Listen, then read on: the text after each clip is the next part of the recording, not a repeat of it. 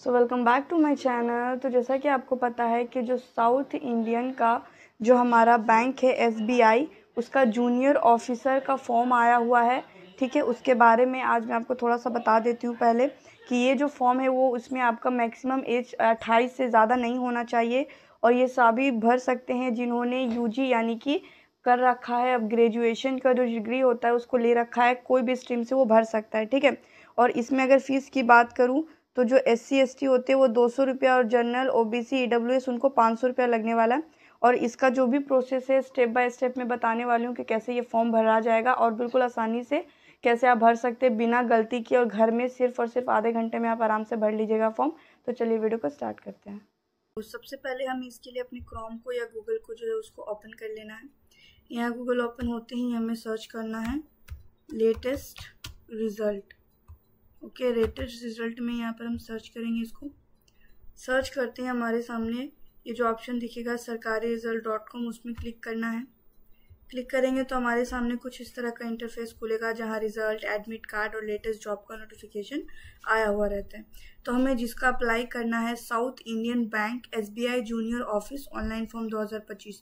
तो ये हम साउथ इंडियन बैंक का जो जूनियर ऑफिसर है उसका ऑनलाइन फॉर्म अप्लाई करेंगे। तो इस पर क्लिक करेंगे, उसके बाद नीचे स्क्रॉल करेंगे तो इसका अगर कुछ डिटेल्स मैं बता दूं तो ये एप्लीकेशन जो था वो 5/19 से शुरू हुआ था और इसका लास्ट डेट 26/5 तक रहने वाला है। ठीक है, और जो भी अगर इसमें जर्नल OBC EWS से भर रहे हैं उनको 500 रुपये लगने वाला है और SC ST को 200 रुपये लगने वाला है। ठीक है, और इसमें जो मिनिमम एज रहेगी वो भी इसमें ना करके दिया होगा और मैक्सिमम एज 28 साल, उससे ज़्यादा नहीं।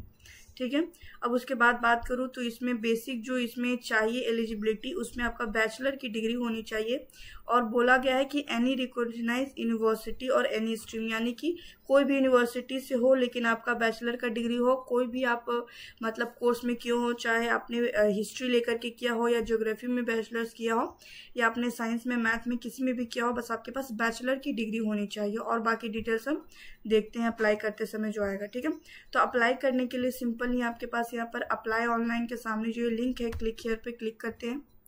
यहाँ पर क्लिक करते ही हमारे सामने कुछ इस तरह का इंटरफेस जो होता है वो ओपन होता है। ठीक है, और यहाँ पे हमें अप्लाई हेयर का ऑप्शन मिल रहा है। यहाँ पर हम क्या करेंगे, अप्लाई हेयर कर देंगे। अप्लाई हेयर करते ही यहाँ पर हमारा जो नाम होगा, तो जैसे ही आप सबमिट में क्लिक कीजिएगा आपके सामने इस तरह का इंटरफेस ओपन हो जाता है। यहाँ पर जो होगा आपका कैंडिडेट का नाम यहाँ पर लिखना है। यहाँ पर जो आपका डेट ऑफ बर्थ है उसको आपको सिलेक्ट कर लेना है यहाँ से। उसके बाद आपको यहाँ पर आपका मोबाइल नंबर एंटर करना है। उसके बाद यहाँ आपकी कैटेगरी जो भी OBC SC या ST उसको सिलेक्ट कर लेना है। यहाँ पर आपका जो फादर नेम है वो सिलेक्ट करना है, यहाँ लिख लेना है फादर नेम। यहाँ पर आपका मैरिटल स्टेटस जो भी है उसको सिलेक्ट कर लेना है, जैसे आप अनमेरिड है, मैरिड है, डिवोर्स है, जो भी है। ठीक है, तो उसको सिलेक्ट करेंगे। अगर उसको यहाँ सिलेक्ट करेंगे तो यहाँ पर आपको जो यहाँ पर जो ऑप्शन दिख रहा है, ठीक है, स्पाउस का ऑप्शन करके नेम करके, तो यहाँ पर जो स्पाउस का नेम है अपनी जो आपका, या अगर आप कोई लड़की भर रही है तो अपने हस्बैंड का नाम देगी, अगर कोई लड़का भर रहा है तो अपने मतलब वाइफ का नाम देगा। ठीक है, तो इस तरह से आपको यहाँ पर नाम लिख लेना है। यहाँ पर आपका डोमिनियन यानी आपका जहाँ का निवास है इस ऑप्शन से आपको सिलेक्ट कर लेना। बहुत सारे ऑप्शन दिए हुए उसमें से मदर टंग यानी कि जो आपकी भाषा है इसमें आपके ऑप्शन दिए हुए पंजाबी, तमिल, तेलुगु, हिंदी। ठीक है, इस सब से आपको सिलेक्ट कर लेना है। यहाँ आपका ईमेल आईडी पहले से लिखा रहेगा, फिर आपका जेंडर जो भी है मेल फीमेल वो आपको यहाँ से सिलेक्ट करना है। ठीक है, एंड फिर 7 नेक्स्ट पे क्लिक कर देना है।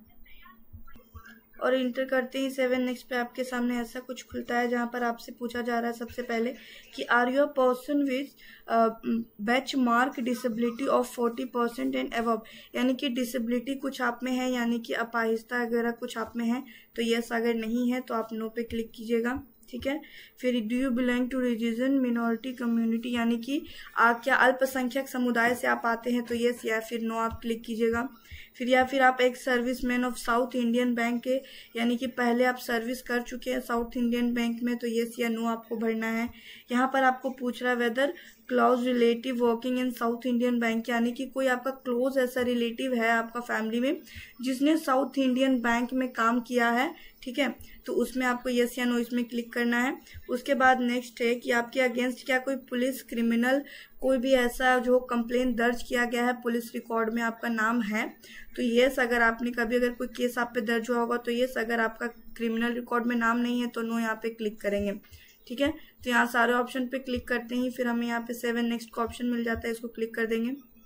7 नेक्स्ट करते ही यहाँ पर हमारा जो एड्रेस है, यानी कि यह हमारा परमानेंट एड्रेस है, ठीक है, और एक हमारा होता है कि टेम्पोररी एड्रेस। तो यहाँ पर दोनों हमें एड्रेस को अपने फुलफिल कर लेना।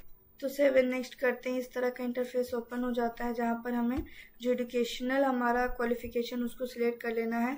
10th का, 12th का, डिप्लोमा का, यूजी का, पीजी का, ये सर्टिफिकेट वगैरह इसका डिटेल हमें यहाँ पे सबमिट करना है। जैसे 10th का यहाँ पर कोर्स हमारा भरना है, यहाँ पर सब्जेक्ट का जो है वो भरना है, वहाँ इंस्टीट्यूट या फिर हमारा जो भी यूनिवर्सिटी रहा वो भरना है।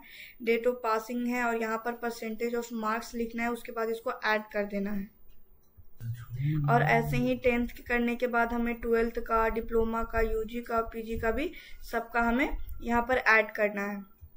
तो इस तरह आपको सारा जो एजुकेशन क्वालिफिकेशन है वो सबमिट कर लेना है। 10th 12th का और आपका यूजी का कंपलसरी भरना ही भरना है। यूजी तक अगर जिसका नहीं है वो फॉर्म नहीं भर सकता है, ठीक है।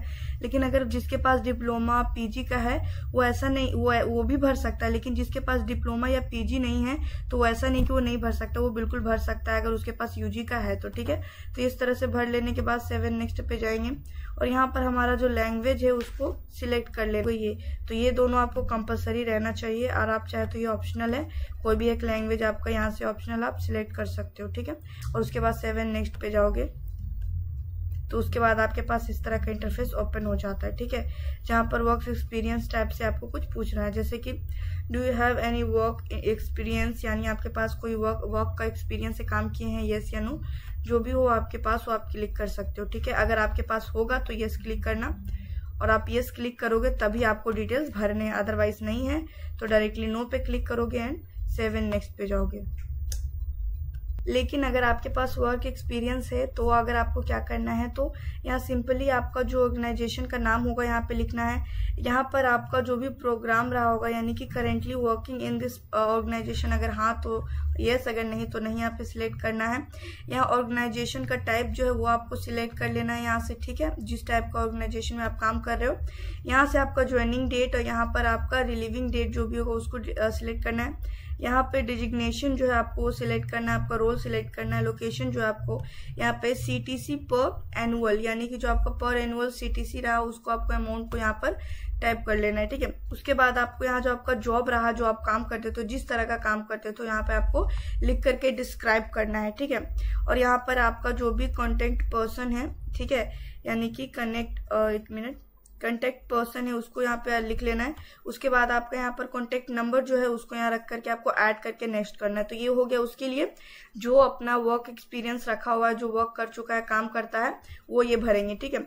लेकिन अगर कोई नहीं करता है सिंपली नो पे क्लिक करेंगे जैसा मैंने आपको बताया और यहाँ पर 7 नेक्स्ट पे चल जाएंगे, ठीक है। नेक्स्ट पे जैसे ही जाएंगे हमारे सामने फिर अपलोडिंग का ऑप्शन आता है जिसमें डॉक्यूमेंट्स अपलोड करेंगे। यहाँ पर अपना आपको फोटो अपलोड करना है, यहाँ आपका सिग्नेचर अपलोड करना है, यहाँ पर आपका जो करिकुलर वीटा जो होता है अपलोड करना है। CV का मतलब हो गया कि जो आपका बायोडाटा होता है उसको यहाँ पर अपलोड कर लेना है। फिर यहाँ पर एजुकेशनल डॉक्यूमेंट्स को अपलोड करेंगे। उसके बाद आपको यहाँ पे 7 नेक्स्ट का ऑप्शन मिलेगा और 7 नेक्स्ट पे करते ही आपको यहाँ पर क्लिक कर लेना है, ठीक है। और क्लिक करिएगा और सबमिट एप्लीकेशन पे क्लिक कीजिएगा तो आपका जो पूरा फॉर्म भरना है step by step. So I hope so मैंने आपको अच्छे से समझा दिया होगा कि किस तरह बिना गलती के ये फॉर्म आपको भर लेना है। और एक बहुत अच्छा सुनहरा मौका है कि आप अच्छे से एक सरकारी जॉब पा सकते हो। तो thank you for watching my video. अगर आपको कहीं भी फॉर्म भरने में दिक्कत आई हो तो कमेंट कीजिएगा, मैं आपको जरूर से जरूर उसका जवाब देने की कोशिश करूंगी। और मेरे वीडियोज को लाइक और चैनल को सब्सक्राइब कीजिएगा ताकि इस तरह के नए नए नोटिफिकेशन जो जॉब से रिलेटेड है वो आप तक पहुंचते रहे। तो thank you for watching this video.